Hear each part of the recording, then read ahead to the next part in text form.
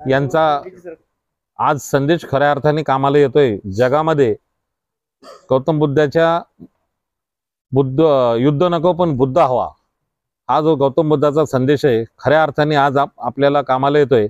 पाकड्यांना आपण कमीत कमी 10 वेळा समजून सांगितलं की भारत ही महासत्ता बनली असून भारताच्या नादी लागू नका, तरीही पाकडे भारताच्या विरोधात सतत काही कारवाया करत असतात।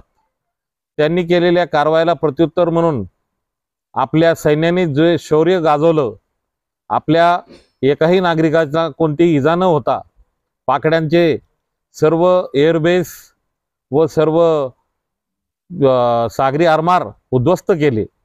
यामुळे पाकड्यांच्या लक्षात आलं आणि पाकड्यांच्या सैन्यामधले 600 जणांनी सामूहिक राजीनामे दिले।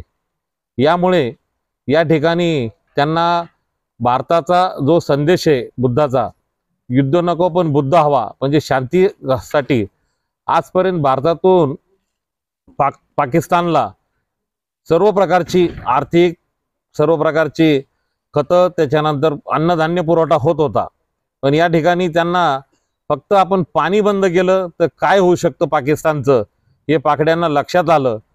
पण तरी त्यांची जी म्हणतात खोड जात नाही, त्या प्रकारे ते वागतात। तिथले जे आर्मीचे काही कमांडर आहेत त्यांना जास्त गरमी असल्यामुळं त्यांनी पाकिस्तानातल्या आम जनतेला विनाकारण नाहक या युद्धात टाकून त्यांचं नुकसान केलं।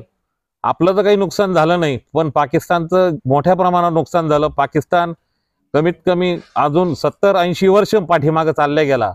या नुकसान कधी भरून निघेल? तर माझी एवढीच विनंती आहे की जगामध्ये शांतता नांदायला पाहिजे। आज बुद्ध पौर्णिमेनिमित्त मी या ठिकाणी आवाहन करतो सर्वांना की या ठिकाणी आपण शांतता ठेवून सर्वांनी बुद्धाचा मार्ग अवलंबावा आणि सर्व नागरिकांना बुद्ध पौर्णिमेच्या हार्दिक शुभेच्छा या निमित्ताने मी देतो। इथंच थांबतो। तथागत भगवान गौतम बुद्ध यांच्या पौर्णिमेनिमित्त कार्यक्रम घेतला। त्या निमित्ताने आपले पैलगाम इथे पाकड्याने जो हल्ला केला व आपले अमर शहीद जवानांचे भावपूर्ण श्रद्धांजलीचा आपण हा कार्यक्रम ठेवला। या कार्यक्रमासाठी शिरसाट साहेब, आदरणीय आमचे गुरुवर्य प्रदीप जयस्वाल साहेब, विलास बापू भुमरे आले व सर्वांचे आम्ही व सर्व नागरिकांचे मनापासून आभार मानतो व मीडियाचे, इलेक्ट्रिक मीडियाचे धन्यवाद। निमित्त आपलं शहर हा शांत राहो। आता शिरसाट साहेबांनी कालच बोलले, पोलिसांना तंबी दिली, हे जे गुंडे, हे इथं गुंडाराज संपला पाहिजे असं शिरसाट साहेबांना स्पष्ट सांगितलं। ते चालू आहे आता काम, आजच्या पेपरला पण आलं। स्थानिक स्वराज्याच्या निवडणुका तर नुकत्याच जाहीर झालेल्या आहेत, तर तुम्ही तुमच्यावर कोणती जबाबदारी देण्यात आली? तर जबाबदारी तर शहराची जबाबदारी आहे।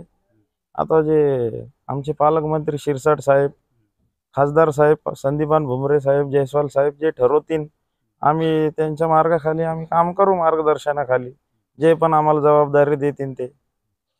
एवढं बोलून माझे 2 शब्द संपवतो। जय भीम, जय बुद्ध, जय भारत, जय महाराष्ट्र।